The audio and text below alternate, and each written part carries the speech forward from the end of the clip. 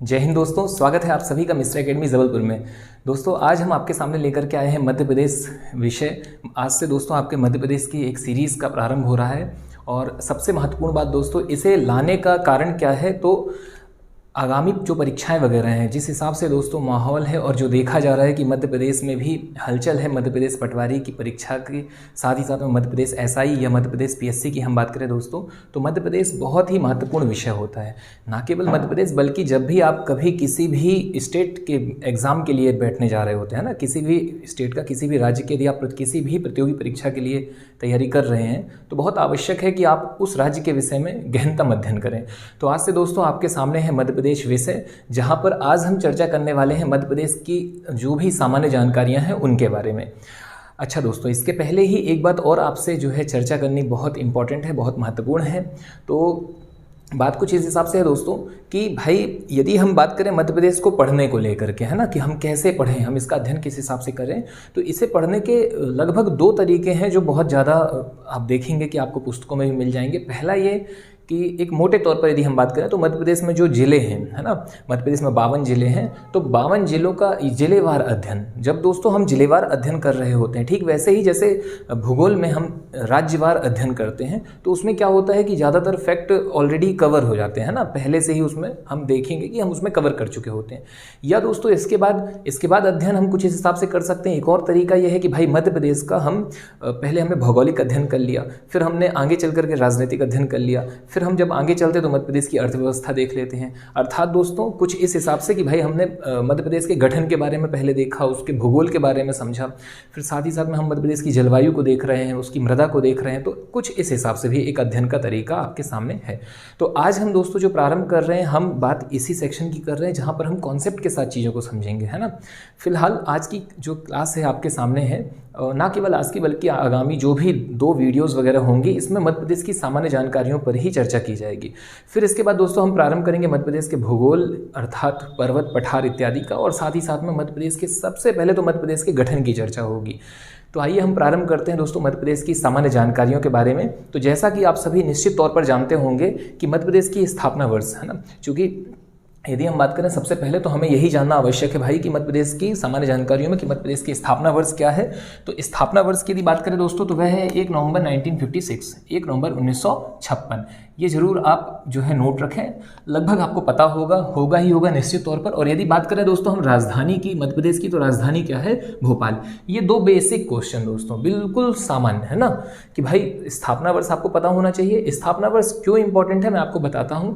पहली बात तो ये कि वर्ष तो पता होना ही चाहिए। दूसरी बात ये कि स्थापना दिवस करके पूछ लिया जाता है कि मध्य प्रदेश का स्थापना दिवस किस डे को मनाया जाता है, किस दिन मनाया जाता है, किस दिवस को मनाया जाता है। तो इसका आंसर क्या है? 1 नवंबर। साथ ही साथ में दोस्तों यदि आपने पहले से इसकी जानकारी ले रखी है, यदि आप पहले से पढ़े हुए हैं मध्य प्रदेश को, तो निश्चित तौर पर आपको पता होगा कि भाई मध्य प्रदेश का जब विभाजन होता है, छत्तीसगढ़ का विभाजन जब होता है, तब भी वो तिथि भी क्या है, तो वहाँ पर भी जो डेट आती है वो 1 नवंबर ही आती है ना।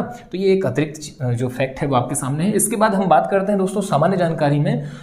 तो यहाँ पर महत्वपूर्ण यह है कि भाई मध्य प्रदेश का जो नाम है, नाम को लेकर के बहुत सारे प्रश्न पूछे जाते हैं कि निम्नलिखित में से कौन सा मध्य प्रदेश का जो एक अन्य नाम है या उपनाम है वह है या नहीं है।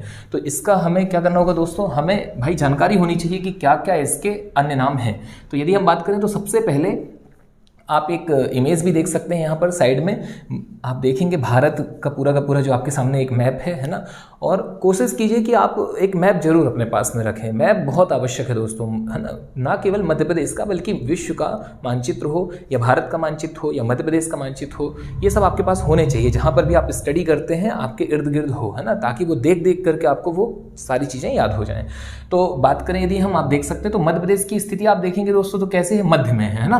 तो चूंकि मध्य में है तो हमने यहाँ पर देखा कि इसके कुछ जो नाम वगैरह हैं वो कैसे हैं। तो ये हो गया पहला कि भाई मध्य भारत, है ना, लघु भारत। और इसके बाद आप देखेंगे तो चूंकि हृदय, आप देखेंगे हृदय की अवस्थिति है मध्य, तो हृदय प्रदेश भी एक नाम है। और प्रश्न पूछा गया है दोस्तों कि किसने ये नाम दिया, नामकरण किसने किया। तो नामकरण करने वाले हैं दोस्तों पंडित जवाहरलाल नेहरू। तो ये भी आप नोट रखें, बहुत इंपॉर्टेंट है। पंडित जवाहरलाल नेहरू जी ने जो है नामकरण किया था। फिर इसके बाद हम बात करते हैं किसका नामकरण दोस्तों, तो हृदय प्रदेश हो गया, मध्य प्रदेश हो गया, ये सब आप रखें। फिर इसके बाद दोस्तों अब कुछ नाम क्या होते हैं कि भाई विशेषताओं को लेकर के हो जाते हैं। किस हिसाब से, जैसे एक एग्जाम्पल के लिए यदि हम बात करें दोस्तों, तो मान लीजिए कि कुछ कोई आपकी क्लास में, आपके कक्ष में कोई एक बच्चा है, एक आपका साथी है जो कैसा है, जो लंबा ज़्यादा है, तो बोले उसका एक उपनाम हमने कुछ भी रख दिया, लंबाई के कारण हमने कुछ रख दिया, है ना। और जैसे यदि मैं अपनी ही बात करूं तो चूंकि मेरी लंबाई थी तो लंबू एक उपनाम हो गया या अन्य नाम करके हो गया, तो ये सब रहते हैं। तो ठीक वैसे ही आपकी विशेषताओं को लेकर के, तो यदि हम बात करें यहाँ पर क्या है, तो भाई सोया प्रदेश, चूंकि सोयाबीन का उत्पादन जो है वह लगभग हमारे पूरे देश में सबसे ज़्यादा है ना, लगभग क्या बल्कि निश्चित ही, तो फिर इस कारण से एक नाम क्या हो गया, सोया प्रदेश। ठीक ऐसे ही दोस्तों यदि बात की जाए तो टाइगर स्टेट इसका एक अन्य नाम है, वनों का राज्य अन्य नाम है, उद्यानों का, ठीक है, उद्यानों का राज्य, और एक और क्या है, उच्च भूमियों का देश, साथ ही साथ में तेंदुपत्ता का राज्य भी इसे कहा जाता है, और सबसे इंपॉर्टेंट नदियों का मायका। फिर एक और क्या है दोस्तों, तो तेंदुआ राज्य, लेपर्ड स्टेट, ये सारे महत्वपूर्ण हैं। अच्छा, मैंने अभी फिर से आपको बताया ही है और मैं फिर से यहाँ पर रिपीट कर रहा हूँ क्या, कि भाई विशेषताओं के चलते, अब जैसे सोयाबीन की अत्यधिक उत्पादकता के चलते क्या कर दिया गया है, सोया प्रदेश। साथ ही साथ में फिर क्या है, टाइगर स्टेट है। टाइगर स्टेट के बाद आप देखेंगे, है ना, टाइगर स्टेट का दर्जा दोस्तों बीच में कर्नाटक के पास चला गया था और फिर से मध्य प्रदेश के पास आ गया, और वर्तमान में कितने हैं संख्या इनकी, तो 526, ऐसा मतलब आंकड़ों में, ठीक है। और इसके बाद बात करें हम तेंदुआ की बात करें दोस्तों, तो जो लेपर्ड स्टेट है तो इसकी संख्या कितनी है, ये है 3421, 3421, ठीक है, जनगणना जो इनकी हुई वर्ष 2018 उसके अकॉर्डिंग यहाँ पर ये डाटा लिखा हुआ है। फिर इसके बाद दोस्तों हम बात करते हैं कुछ और तथ्यों की। तो अब देखिए बात को समझिएगा आप, सबसे पहले क्या हो गया हमारा भाई, स्थापना वर्ष हो गया, इसके बाद राजधानी हमें पता चल गई, राजधानी भोपाल। आप तनाव मत लीजिएगा निश्चित तौर पर, चूंकि देखिए बात को समझिए, ये विषय ऐसा है, यह सब्जेक्ट ऐसा है मध्य प्रदेश जिसमें आपको निश्चित तौर पर गहनतम आपको जानकारी होगी ही होगी। तो कई दफ़ा मन में ऐसे विचार आते हैं कि भाई क्या सिर्फ भोपाल बस हमें याद रखना है, तो प्रश्न पूछे जाते हैं कि भोपाल जिला कब बना, ठीक है, एक ऐसा प्रश्न बनता है। या मध्य प्रदेश की राजधानी, यदि भोपाल की हम बात करें तो भोपाल जिला बनने के पहले किस जिले के अंतर्गत आता था, या मध्य प्रदेश की राजधानी 1956 में निम्नलिखित में से किस जिले की एक तहसील थी, ऐसे कुछ करके भी प्रश्न पूछे जाते हैं। तो आप तनाव मत लीजिएगा, हम जैसे ही सामान्य जानकारियों के बाद आगे चर्चा करेंगे मध्य प्रदेश के गठन को लेकर के, तो साथ ही साथ में वहाँ पर चर्चा होगी दोस्तों किसकी, मध्य प्रदेश के जिलों के गठन की। तो जिलों के गठन के क्रम में निश्चित तौर पर हमें भोपाल भी वहाँ पर अध्ययन करने के लिए मिल ही जाएगा, है ना। तो आप तनाव मत लीजिएगा, कुछ भी नहीं छूटेगा, यहाँ पर सारे तथ्य आपके पास होंगे। तो ये आपका एक सिस्टमेटिक जो है कंप्लीट हुई चीज़ें कि भाई अनुनाम क्या है। इसके बाद यदि हम बात करते हैं दोस्तों, तो अब बात की मध्य प्रदेश की सामान्य जानकारियों में कुछ और जो तथ्य हैं, जैसे एग्जांपल के लिए कि भाई हमें सबसे पहले इसका उल्लेख कहां पर मिला, किसका, मध्य प्रदेश का। मध्य प्रदेश का जिक्र सबसे पहले अगर किसी साहित्य या साहित्यिक कृति में होता है या हमें देखने मिलता है तो वो क्या है दोस्तों, मनुस्मृति। इसे आप जरूर नोट रखें, उल्लेख सबसे पहले आचार्य मनु द्वारा जो है रचित, ठीक है, उन्हीं की कृति है मनुस्मृति। उसमें दोस्तों इसका जिक्र किया गया, और जिक्र किस हिसाब से किया गया है, तो ये कहा गया है कि भाई हिमालय और विंध्य के मध्य का क्षेत्र, प्रयाग के पश्चिम का क्षेत्र जो है वो क्या है, तो वह है मध्य प्रदेश, ऐसा एक जिक्र मिला है, ठीक है। तो ये आप नोट रखिएगा, प्रश्न पूछा जा सकता है। इसके बाद एक और महत्वपूर्ण जो बिंदु होगा दोस्तों, अब वो ये होगा कि भाई थोड़ा सा भौगोलिक या भूवैज्ञानिक दृष्टि से यदि हम बात करें तो यह किसका भाग है, तो यह गोंडवाना लैंड का भाग, ठीक है, गोंडवाना लैंड। अब ये गोंडवाना लैंड क्या है, क्या है अंगारा लैंड, क्या है पेंजिया, तो समझिए आप बातों को। प्रारंभ में दोस्तों पूरा का पूरा जो क्षेत्र था, है ना। अच्छा, आप इसके लिए एक काम भी कर सकते हैं, उम्मीद है आपने इसे नोट कर लिया होगा, है ना। मैं यहाँ पे एक छोटा सा डायग्राम भी बनाता हूँ आपके सामने, तो कुछ चीज़ें क्लियर होंगी। और पहली बात है ना, दूसरी बात, मान लीजिए यदि और भी अच्छे तरीके से आपको देखना है दोस्तों, तो हमारे आप प्लेलिस्ट में जाइए, और प्लेलिस्ट में सबसे स्टार्टिंग पे ही होगा, फ्रंट पे होगा भारत का भूगोल। और भारत के भूगोल के दोस्तों पहले ही वीडियोस में सारी बातें बताई गई हैं कि क्या है भाई पेंजिया क्या था, गोंडवाना लैंड क्या है, तो इन सब चीज़ों की जो है चर्चा की गई है दोस्तों। फिर भी यहाँ पर एक शॉर्ट में जो है आपके सामने चीज़ें रखी जा रही हैं ना, ताकि आपका कॉन्सेप्ट क्लियर हो। तो देखिए बात को आप समझिएगा, मैं एक हिदायत दूंगा कि आप वो प्लेलिस्ट में जाकर के वो वीडियो ज़रूर देखें, है ना। तो यदि हम बात करें दोस्तों, तो पृथ्वी कुछ इस हिसाब से थी, है ना, शुरुआत में, और आप पाएंगे कि बीचों बीच में क्या था, तो बीचों बीच में ये था दोस्तों स्थल, और अगल बगल में कौन है, जल, ठीक है, अगल बगल में क्या है, जल। अब यदि बात करें दोस्तों, तो फिर होता क्या है कि आगे चल करके क्या होता है, ये जो स्थल भाग है भूवैज्ञानिक भूगर्भिक हलचलों के चलते, ठीक है, टेक्टोनिक एक्टिविटीज़ के चलते क्या होता है, दो भागों में टूटता है। और जब ये दो भागों में टूटता है तो ऊपर का भाग क्या कहलाता है दोस्तों, तो ऊपर का भाग कहलाता है, मतलब अब ये डायग्राम कैसा हो गया, अब यहाँ पर आप पाएंगे कि ऐसे एक भाग ऊपर हो गया और एक भाग ये हो गया। तो ऊपर का भाग कहलाया दोस्तों अंगारा लैंड, और नीचे का कहलाए ये क्या दोस्तों, गोंडवाना लैंड। और मध्य प्रदेश का जो ये भू क्षेत्र है आप जो देख पा रहे हैं, ठीक है, जो आपके सामने है मध्य प्रदेश वर्तमान में, यानी कि अगर मोटे तौर पर हम बात करें प्रायद्वीपीय भारत की यदि बात करें दोस्तों, तो वह गोंडवाना लैंड का ही भाग था। तो ये है गोंडवाना लैंड कि मध्य प्रदेश जो है भूवैज्ञानिक दृष्टि से किसका भाग, तो गोंडवाना लैंड का भाग। अब बात करते हैं दोस्तों हम क्षेत्रफल की मध्य प्रदेश की। तो मध्य प्रदेश की यदि क्षेत्रफल की बात की जाए तो मध्य प्रदेश का क्षेत्रफल है दोस्तों 308,252 वर्ग किलोमीटर, ठीक है। आप इसे जो है कुछ इस हिसाब से पढ़ा करिए कि आप आंकड़े अपने हिसाब से पढ़ सकते हैं, आप किसी मोबाइल नंबर की तरह भी इसे याद रख सकते हैं, एक बात हो गई। दूसरा ये है कि भाई 308,252 आप ऐसे भी रख सकते हैं, 3,08,252 भी रख सकते हैं, लेकिन याद रखिएगा सबसे इंपॉर्टेंट है कि केएम के ऊपर ये स्क्वायर होना चाहिए, यानी कि वर्ग किलोमीटर, एक बात। दूसरा और इंपॉर्टेंट जो है महत्वपूर्ण बात आप उसको समझिए कि क्षेत्रफल ये जो आपके सामने है दोस्तों, ये क्षेत्रफल दरअसल में वर्तमान क्षेत्रफल है, ये स्टार्टिंग का नहीं है, ठीक है। स्टार्टिंग का मतलब ये कि भाई प्रारंभ में जब 1 नवंबर 1956 को मध्य प्रदेश, जिस मध्य प्रदेश का गठन हुआ है दोस्तों, ये उसका क्षेत्रफल नहीं है, ये तो 1 नवंबर 2000 के बाद का क्षेत्रफल है। तो वो क्षेत्रफल क्या है उसके विषय में भी दोस्तों हम थोड़ा सा देख लेते हैं। तो देखिए आप आइए यहाँ पर समझिएगा बात को। हम बात कर रहे हैं भौगोलिक विस्तार के बारे में मध्य प्रदेश के। तो भौगोलिक विस्तार तो इसे हम 2 भागों में करके पढ़ सकते हैं। कैसे? पहला है अविभाजित मध्य प्रदेश और दूसरा क्या है, विभाजित मध्य प्रदेश। एक हो गया क्या दोस्तों, अविभाजित, और दूसरा क्या हो गया, विभाजित। विभाजित इट मीन्स वर्तमान मध्य प्रदेश, ठीक है। अब आप इससे समझिएगा विभाजित और वर्तमान क्या है, तो ये आपको लगभग क्लियर हो रहा होगा, है ना, ठीक है। और अविभाजित की यदि बात करें दोस्तों, तो यहाँ पर विस्तार जो है वो चर्चा की जा रही है कि अक्षांश और देशांतरी, अक्षांशी और देशांतरी। अब अक्षांश क्या है, देशांतर क्या है, ये फिर से आप कहाँ जाएंगे, तो प्लेलिस्ट में ही, भारत के भूगोल में ही पहली वाली वीडियो में, तो वहाँ पर आपको अक्षांश देशांतर क्लियर हो जाएगा। इसके बावजूद दोस्तों यदि आप नहीं है आपको जानकारी, तो यहाँ आप देख सकते हैं, हम कुछ इमेज वगैरह भी कोशिश की जा रही है यहाँ पे, है ना। एक इमेज है, आप उसमें देखेंगे अक्षांश और एक में देशांतर। अच्छा देखें, फिर भी क्या है अक्षांश, क्या है देशांतर, तो जो आपकी कैसे है, आपकी ये रेखाएं हैं, ठीक है, ये कौन हो गई आपकी अक्षांश, और जो आपकी ये सीधी हैं, ये कौन सी हो गई दोस्तों, खड़ी हुई रेखाएं, ये हो गई देशांतर।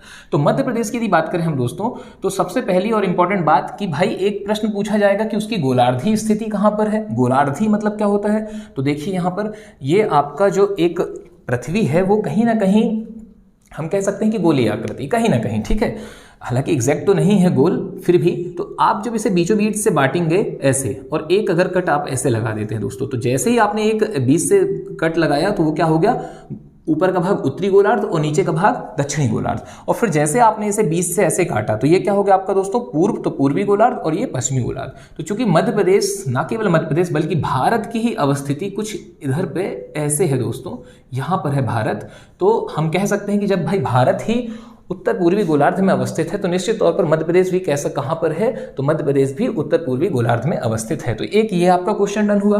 दूसरी बात, अब उत्तर पूर्वी गोलार्ध में इसका कुछ अक्षांश होगा, क्योंकि बीचों बीच का ये जो है ये क्या है, 0 डिग्री अक्षांश है, और जो आपकी ये वाला भाग है ये कौन सा है, मतलब ये जो है ये कौन है, 0 डिग्री देशांतर है। अब 0 डिग्री अक्षांश से जैसे ही आप ऊपर जाते हैं दोस्तों, मैं तो फिर भी आपको सलाह दूंगा, आप क्या कीजिए, आप वो प्ले लिस्ट में जाकर के और पहली वीडियो जरूर देखें, उससे आपके कॉन्सेप्ट क्लियर हो जाएंगे, ठीक है। तो मोटे तौर पर ये जो रेखाएं हैं आपकी लेटी हुई, ये क्या हो गई आपकी लैटिट्यूड, यानी कि कौन, अक्षांश, ठीक है, और लॉन्गिट्यूड मतलब क्या हो गया आपका देशांतर। फिर इसके बाद दोस्तों हम आगे बढ़ते हैं, तो बात की जाए मध्य प्रदेश के अविभाजित मध्य प्रदेश के जो है अक्षांशीय विस्तार की। तो अक्षांशीय विस्तार कितना है दोस्तों, तो अक्षांशीय विस्तार है 17 डिग्री, ठीक है, कितना, 17 डिग्री 46 मिनट 46 मिनट उत्तरी अक्षांश से लेकर के 26 डिग्री 30 मिनट जो है उत्तरी अक्षांश तक।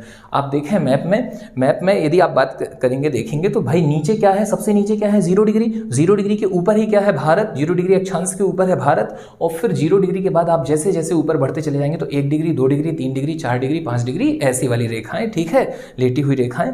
तो वो फिर एक समय बाद आप कहां पर पहुंचेंगे, तो आप पहुंचेंगे 17 डिग्री। तो 17 डिग्री 46 है ना, 17 डिग्री 46 मिनट उत्तरी अक्षांश से लेकर के 26 डिग्री 30 मिनट उत्तरी अक्षांश तक कौन है, अविभाजित मध्य प्रदेश का विस्तार था। और अभी वर्तमान में क्या है, अच्छा अविभाजित मतलब जब 1 नवंबर 2000 है ना, 1 नवंबर 2000 को जब छत्तीसगढ़ का विभाजन हुआ उसके पहले की बात है। और अभी अगर हम वर्तमान की बात करें दोस्तों, तो वर्तमान में जो इसका अक्षांशीय विस्तार है, तो देखें ऊपर तो भाई उतना ही रहेगा ना, ऊपर का तो वही है, ठीक है, क्योंकि आप भारत में यदि छत्तीसगढ़ को भी अगर ध्यान दें, आप एक मैप अपने पास भी रखें, तो छत्तीसगढ़ को आप देखेंगे तो उत्तर में तो अभी वर्तमान में ही मध्य प्रदेश ही है, तो सबसे ऊपर वाला जो है वो डाटा वही रहेगा, सेम रहेगा। तो ये आपका सेम है 26-30, ठीक है, जो आपका नॉर्थ का पॉइंट है, और जो नीचे की बात करें हम तो वो थोड़ा सा वेरी कर गया, क्योंकि जो आपका सीजी है ये और नीचे तक चला गया और साउथ में है। तो सीजी जो है वो 17 से चालू हो गया, और अभी वर्तमान मध्य प्रदेश जो है दोस्तों वह कहाँ से है, 21 डिग्री 6 मिनट उत्तरी अक्षांश से। तो ये आपके 2 डाटा हुए, ठीक है। प्रश्न डायरेक्ट पूछा जाएगा कि अविभाजित मध्य प्रदेश का जो है आप भौगोलिक विस्तार बताइए, और आपको ऐसे ही ऑप्शन वगैरह होंगे और उसमें आपको चयनित करना होगा, है ना, उन विकल्पों में से। और यदि बात करें दोस्तों अभी वर्तमान की, तो वर्तमान का भी डायरेक्ट प्रश्न पूछा जाता है। इसके बाद एक और महत्वपूर्ण पहलू, क्या, ये तो था अक्षांशीय विस्तार। अब हम आते हैं देशांतरी में। थोड़ा सा आप व्यवस्थित तौर पे चीज़ों को समझने की कोशिश कीजिएगा, कॉन्सेप्ट बहुत इंपॉर्टेंट होता है, ठीक है। अक्षांश कैसा है आपका, तो ये आप अक्षांश ऐसे आप बढ़ते चले जा रहे हैं, यानी अगर मैं इसे कहूँ कि ये 0 डिग्री है तो आप धीरे धीरे धीरे ऊपर की ओर जा रहे हो, और जब आप पहुंचे 17 पर तो आपको क्या मिल गया, अविभाजित मध्य प्रदेश। और वर्तमान मध्य प्रदेश कहाँ से मिल रहा है, 21 डिग्री 6 से। यानी कहीं ना कहीं दोस्तों आपको छत्तीसगढ़ का जो है एक पॉइंट तो याद हो गया कि वर्तमान में छत्तीसगढ़ का जो है वह कहाँ से, 17 डिग्री 46 उत्तरी अक्षांश से। अब और आगे कहाँ तक है वो हमें बहुत विशेष याद रखने की आवश्यकता नहीं है, हमने सिर्फ आपसे एक बात साझा करी। और अब ऐसे ही देशांतरी विस्तार की बात करें दोस्तों, तो ठीक ऐसे ही देशांतर का है कि कहाँ से लेके कहाँ तक कैसा है। तो देखें 74 डिग्री 9 मिनट पूर्वी देशांतर से लेकर के मध्य प्रदेश का, अविभाजित मध्य प्रदेश का विस्तार कहाँ तक था, तो 84 डिग्री 51 मिनट पूर्वी देशांतर तक था।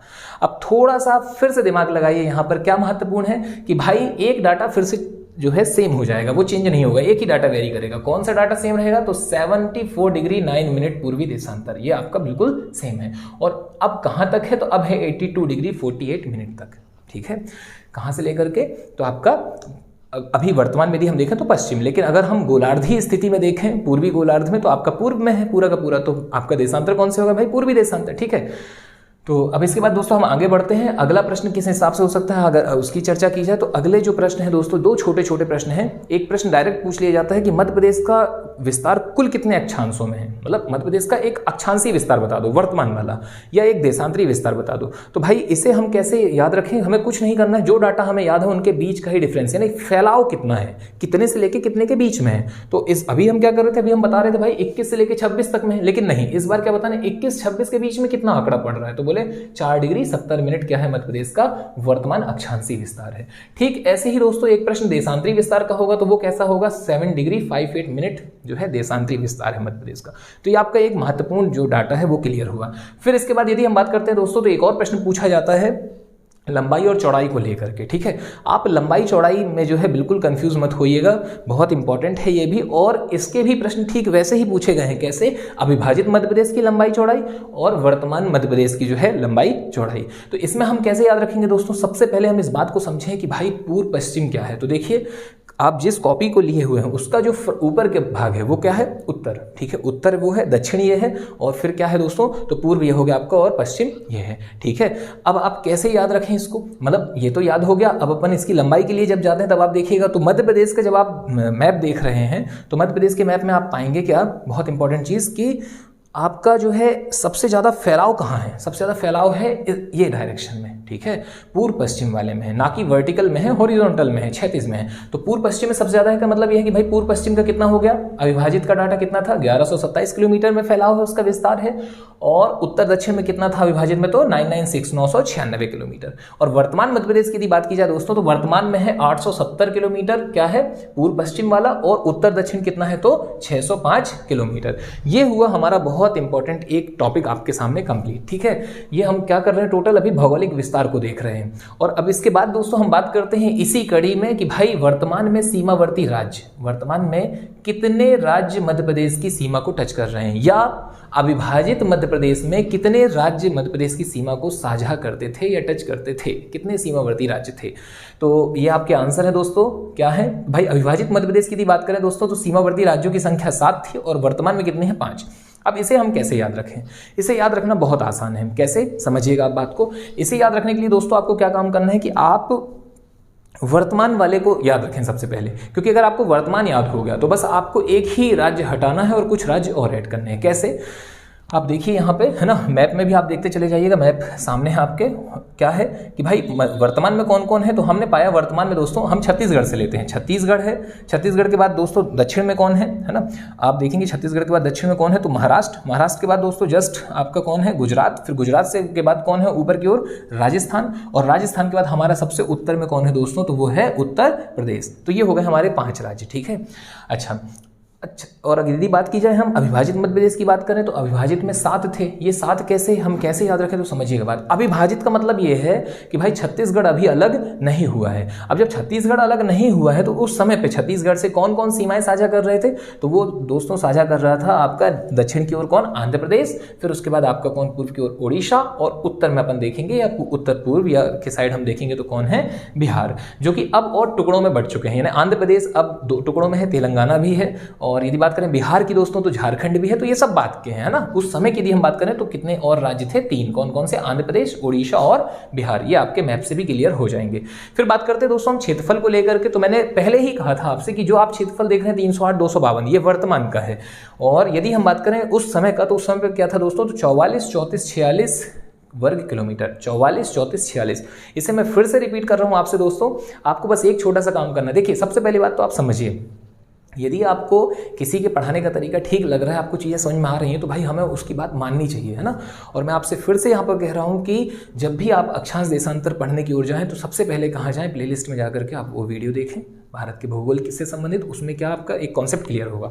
और दूसरी और महत्वपूर्ण बात दोस्तों क्या है, तो वो ये है कि भाई आप याद कैसे रखें चीज़ों को, क्योंकि याद रखना भी बहुत इंपॉर्टेंट है। तो याद रखने का तरीका क्या है, बोले किसी एक टेलीफोन नंबर की तरह याद रखिए। जैसे हमें नंबर याद हो जाता है 898257 या कुछ भी XYZ, वैसे ही क्या है 443446 या 44, 34, 46 वर्ग किलोमीटर। ये अविभाजित का था। और वर्तमान का क्या है 308, 252 वर्ग किलोमीटर।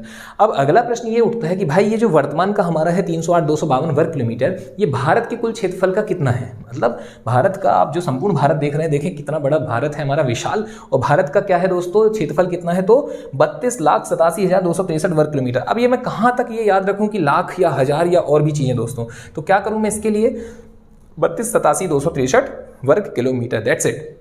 फिर इसके बाद दोस्तों एक क्वेश्चन ये पूछा जाता है भाई, और ये बहुत इंपॉर्टेंट है। मतलब यह प्रश्न आप ये मान करके चलिए कि MPSI में भी देखने मिला, और इसका सामना तो मेरा मतलब मैंने ही इसका सामना किया हुआ था, है ना। तो मेरा इससे कहीं ना कहीं क्या कह दें हम, बहुत पुराना नाता है, और बहुत सारे ऐसे क्वेश्चंस मैंने देखे।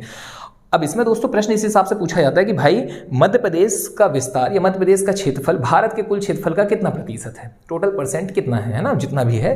तो आपको बताना है कि जो भारत का क्षेत्रफल है 32,87,263 वर्ग किलोमीटर, इसमें मध्य प्रदेश का जो वर्तमान क्षेत्रफल है यह कुल का 9.38% है, 9.38% है। अब अगर दोस्तों ऑप्शन पे 9.38 नहीं है और ऑप्शन कुछ इस हिसाब से है कि 8, 9, 10, 11, तो आपका आंसर 10 चला जाएगा। क्या होगा दोस्तों 10, उन्होंने 10 सही किया हुआ है, ठीक है। अब मैथ क्या कहती है, बाकी चीज़ें क्या कहती हैं, उनको साइड में रखो भाई। कभी कभी हमें जो है करेक्ट आंसर की ओर जाना चाहिए और फालतू की चीज़ों में नहीं पढ़ना होता है ना, बेवजह की जो है चीज़ें नहीं, केवल और केवल करेक्ट आंसर जो है हम उसमें आगे बढ़ें। तो 9.38 को उन्होंने क्या सही किया हुआ, 10%, ठीक है। एक बात हो गई। दूसरी बात दोस्तों, एक दफ़ा ये भी देखने मिला कि ऑप्शन में था 8.5%, 9%, 9.5% और 10%। 10 शायद नहीं भी था, 9 पॉइंट में ही 8 वेट करके कुछ दिया था। तो बात को समझिएगा, ऐसी स्थिति में क्या आंसर दिया गया है, ऐसी स्थिति में दोस्तों आंसर सही किया गया है कि भाई 9.0 को नहीं सही किया, 9 का मतलब है 9.0, उसको नहीं सही किया। 9.1 भी है तो उसको भी सही नहीं किया, इसने 9.5 सही किया। ऑप्शन पे 9.5 था। अगर मान लीजिए 5 नहीं है 4 होता तो 4 सही करता वो, क्योंकि वो उसके नियर बाई है ना। तो उस हिसाब से आप बैलेंस बना करके आंसर लगाइएगा। फिर इसके बाद दोस्तों हम बात करते हैं कि भाई क्षेत्रफल के अनुसार इसकी रैंक देश में क्या है। तो देश में दोस्तों इसकी रैंक है द्वितीय, है ना, द्वितीय स्थान पर है।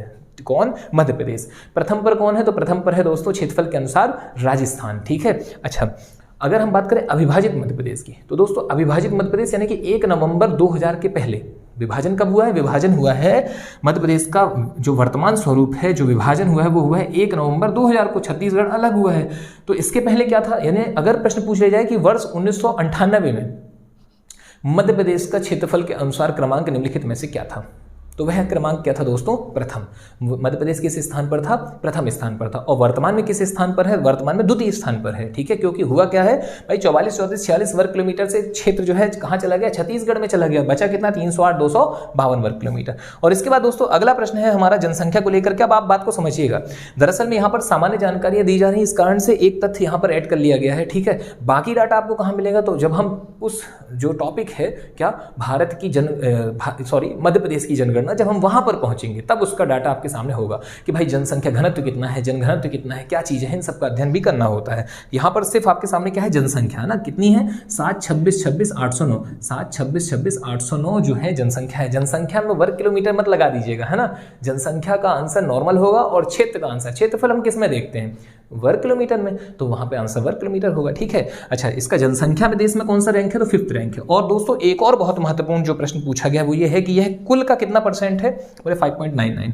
अच्छा, ये सब छोड़ें आप, ये उतना महत्वपूर्ण नहीं होगा, इसकी चर्चा हो जाएगी। आपके लिए एक और महत्वपूर्ण है क्षेत्रफल को लेकर के। क्षेत्रफल से दोस्तों एक प्रश्न और पूछा गया है कि मध्य प्रदेश का जो क्षेत्रफल है, ठीक है, तो प्रश्न ऐसा था कि मध्य प्रदेश के क्षेत्रफल से निम्नलिखित में से किस देश का, देश पूछा गया है, किस देश का क्षेत्रफल कम है? जैसे ऑप्शन पे कनाडा है, संयुक्त राज्य अमेरिका है, ऐसे ऑप्शन थे। तो वहां पर दोस्तों आंसर होगा जर्मनी, है ना। जर्मनी ऑप्शन में था। और ना केवल मैं तो सिर्फ एक बता रहा हूं आपके सामने, एक एग्जांपल रख रहा हूं दोस्तों, ऐसे प्रश्न आ सकते हैं। अब इसके लिए हमें क्या करना होगा? इसके लिए हमें अपने विश्व मानचित्र पर पकड़ बनानी होगी। वो समझ में आ जाता है भाई, है ना। ठीक है, हमें जब विश्व का भूगोल का अध्ययन होगा तो डेफिनेटली हमें जो है उसके क्षेत्र वगैरह की जानकारियां हो जाती हैं। तो चलिए ठीक है दोस्तों, इसी के साथ हम आगे बढ़ते हैं, आगे मूव करते हैं। तो ये हमारे कुछ बेसिक पॉइंट हुए और अब यहाँ से दोस्तों हम जस्ट मूव करते हैं। अच्छा, एक और चीज़ है, ये क्या कुल जिले वगैरह, तो कुल जिले 52 और संभाग कितने दोस्तों? 10। तनाव मत लीजिएगा, जस्ट अभी बात होगी 2 वीडियोज़ में। सेकेंड वीडियो में क्या आएगा? तो मध्य प्रदेश के जिले वगैरह होंगे, संभाग वगैरह होंगे, तो उनका हम वहाँ पर अध्ययन प्रॉपर तरीके से कर लेंगे। ठीक है,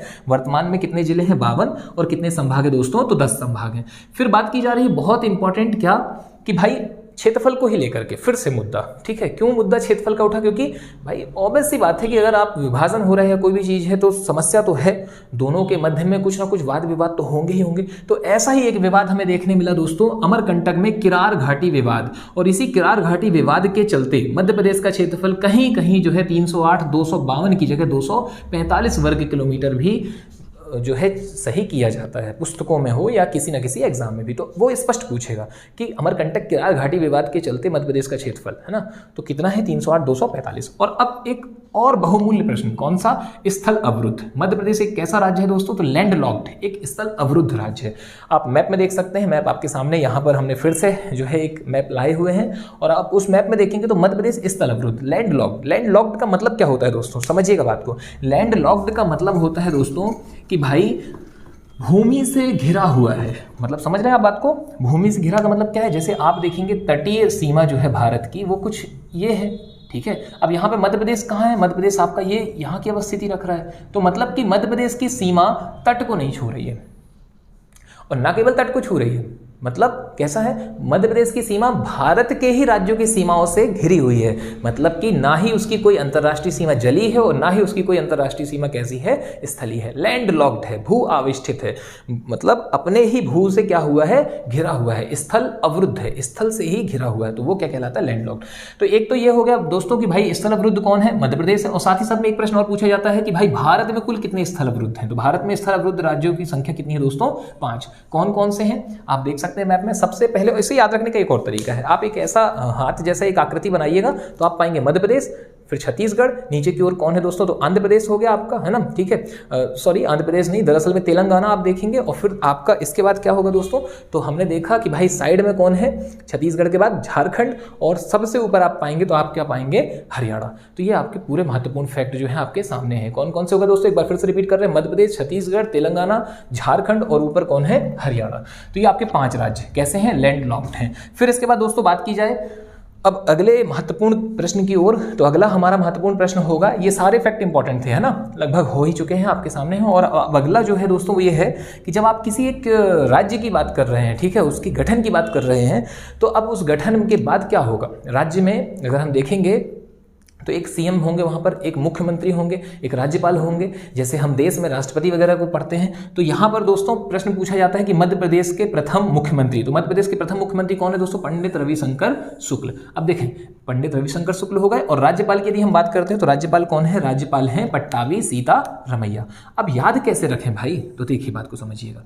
जब एक राज्य की स्थापना की जा रही है, स्थापना कब की जा रही है? स्थापना की जा रही है 1 नवंबर 1956 को। तो इस स्थापना के समय पर दोस्तों इन्हें क्या दिया जाएगा? इन्हें एक भूमि दी जा रही है। दी जा रही है नहीं दी जा रही, निश्चित तौर पर दी जा रही है, याद रखने के तरीके है ना। हालांकि याद होगा कुछ बहुत बड़ी विशेष तनाव वाली स्थिति नहीं है, निश्चित तौर पर ऐसे डाटा हमें याद रहते हैं, लेकिन फिर भी क्या दिया जा रहा है? उन्हें एक भूमि दी जा रही है। तो अगर भूमि दी जा रही दोस्तों, तो भूमि का 100% कोई ना कोई एक पट्टा होगा ही होगा। भूमि का पट्टा होता है, ठीक है, तो वो कागज वगैरह जमीन के, तो वो पट्टा, तो पट्टा से हमने याद रख लिया कि भाई कौन? पट्टाभी सीतारमैया, पट्टाभी सीतारमैया। और अगली बात, जब आपको कोई भी भूमि मिलेगी, मान लीजिए आपने कोई घर बनाया या कुछ भी चीज़ की हुई, आपका कोई खेत है, कोई आपने जमीन खरीदी है, तो आप वहाँ पे भूमि पूजन जरूर करवाएंगे, है ना। तो भूमि पूजन में किसको बुलाएंगे दोस्तों? तो पंडित जी को बुलाएंगे। तो पंडित रविशंकर शुक्ल, पंडित जी कौन है? पंडित जी शुक्ल हैं। तो यहाँ पर दोस्तों कुछ महत्वपूर्ण तथ्य आपके यहाँ पर कंप्लीट हो रहे हैं। और इसके बाद यदि बात करें दोस्तों, तो राज्य भाषा क्या है मध्य प्रदेश की? निश्चित तौर पर यदि आप मध्य प्रदेश के निवासी हैं और नहीं भी हैं तो आपको पता है कि मध्य प्रदेश कैसा है, हिंदी भाषी है। तो हिंदी यहाँ की क्या हुई दोस्तों? राज्य भाषा। और इसकी चर्चा दोस्तों हमने बहुत बार की है कि भाई वर्तमान स्वरूप जो है मध्य प्रदेश का कब से है, तो 1 नवंबर 2000। और आगे भी इसकी चर्चा होगी कहाँ पर? मध्य प्रदेश के, जब हम गठन को लेकर के पढ़ेंगे, मध्य प्रदेश के संभाग और जिलों का जो गठन हम अध्ययन करेंगे तब। तो यहाँ से एक और प्रश्न फिर भी दोस्तों आपके सामने है क्या? 1 नवंबर 2000 को जब छत्तीसगढ़ का विभाजन होता है तो उस समय पर सीएम कौन थे? कहाँ पर? मध्य प्रदेश में भी, और कहाँ पर? छत्तीसगढ़ में भी, ठीक है, और साथ ही साथ में राज्यपाल। हमें मध्य प्रदेश के तो सीएम वगैरह और राज्यपाल वगैरह जो भी है ना, यानी कि मुख्यमंत्री और जो राज्यपाल की लिस्ट है वो हमें पढ़नी ही होती है। छत्तीसगढ़ का हमें बहुत विशेष नहीं पढ़ना है, वर्तमान का पढ़ लीजिए, करंट का पढ़ लीजिए, साथ ही साथ में प्रथम पढ़ लीजिए।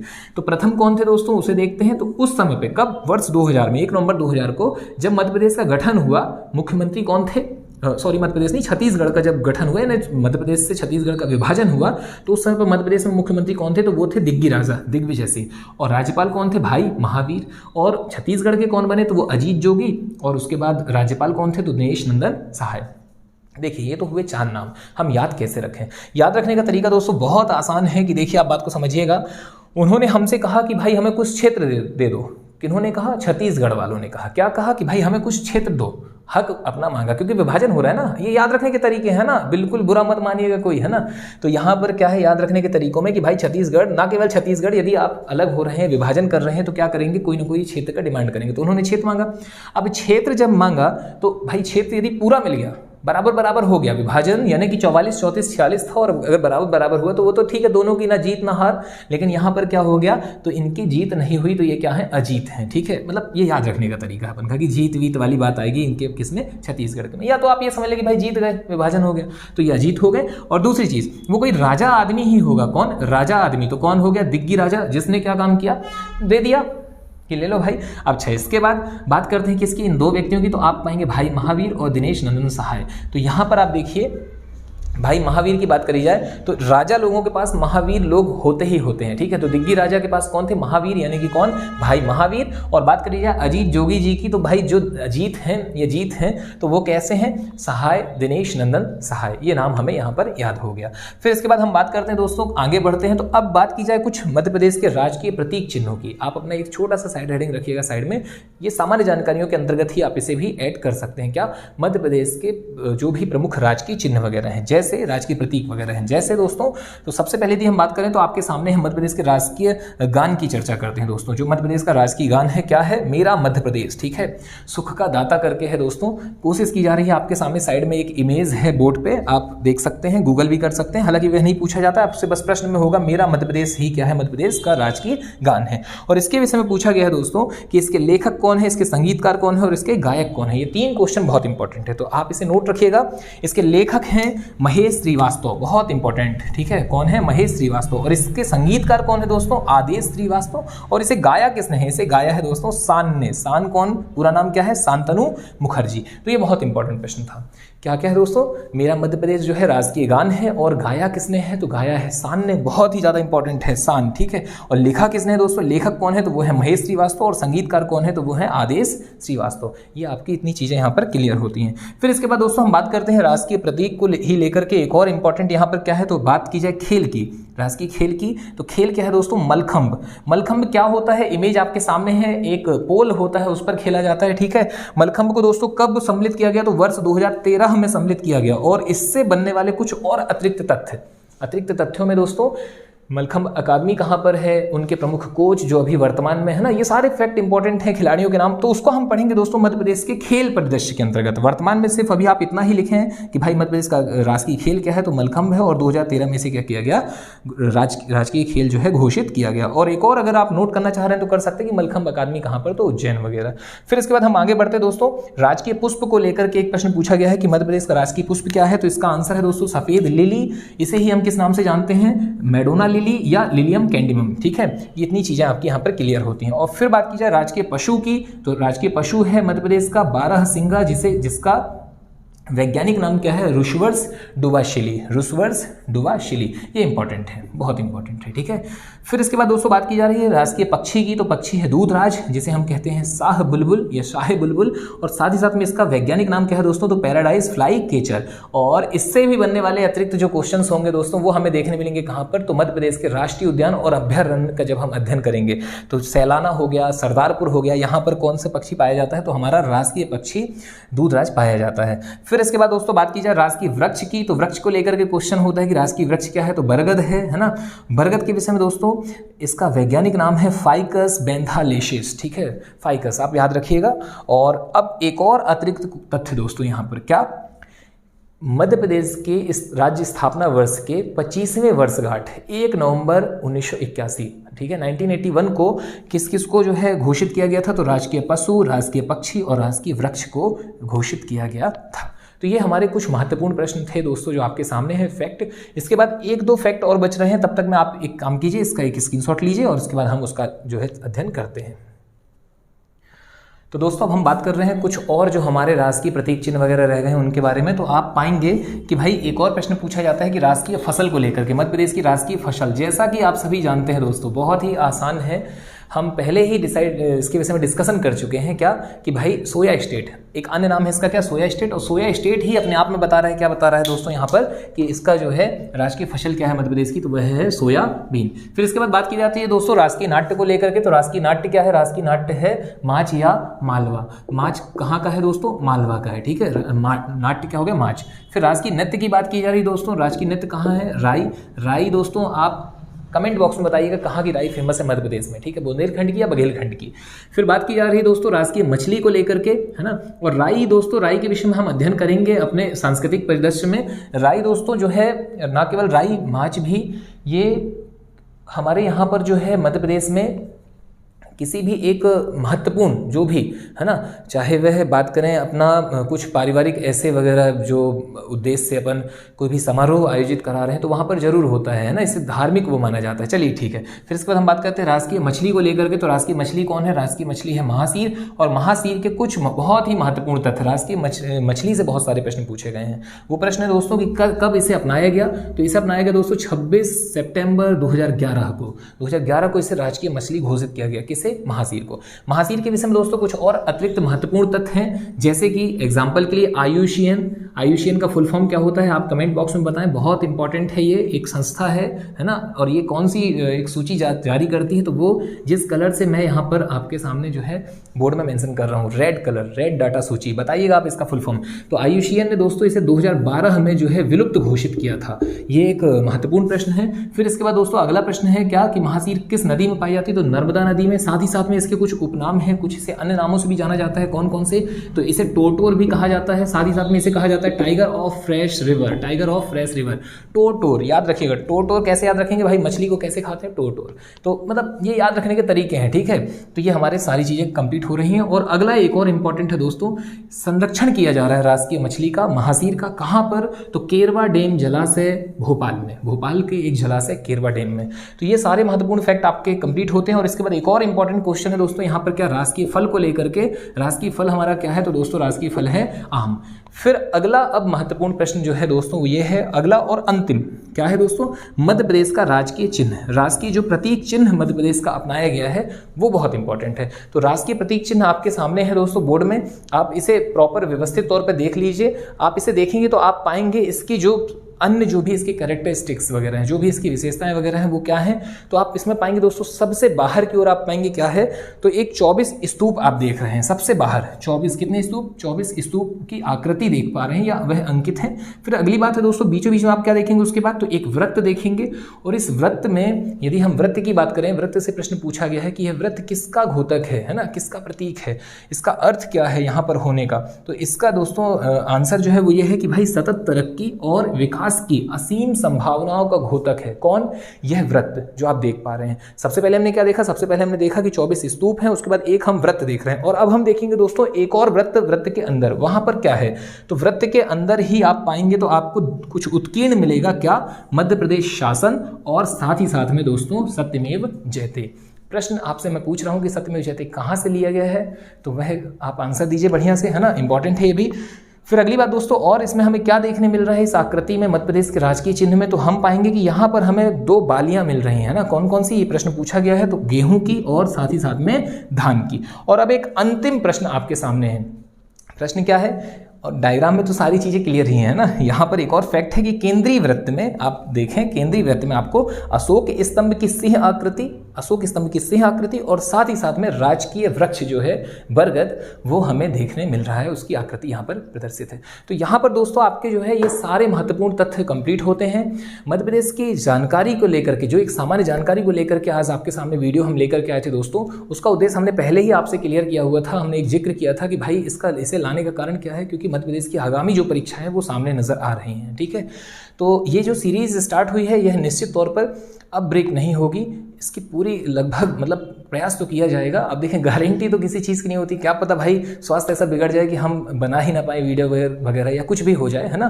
तो ये आपका यहाँ पर अभी पहला पार्ट कंप्लीट होता है। यहाँ पर अभी संपूर्ण जानकारी अभी नहीं हो पाई है, जो भी मध्य प्रदेश की सामान्य जानकारी को लेकर के था, अभी संपूर्ण बातें यहाँ पर नहीं हुई हैं, कुछ और बातें शेष रह गई हैं, उनकी चर्चा दोस्तों भाग 2 में होगी। और उसके बाद फिर हम गठन को लेकर के एक वीडियो आपके सामने लेकर के आएंगे। और यह जो सिलसिला स्टार्ट होगा, इसका जो प्रारंभ होगा वो लगभग मध्य प्रदेश की कुछ क्लासेस है ना, लगभग 60-70 क्लासेस में जो है सारी चीज़ें कंप्लीट होते हुए और जिलेवार मध्य प्रदेश का भी अध्ययन हम कर लेंगे।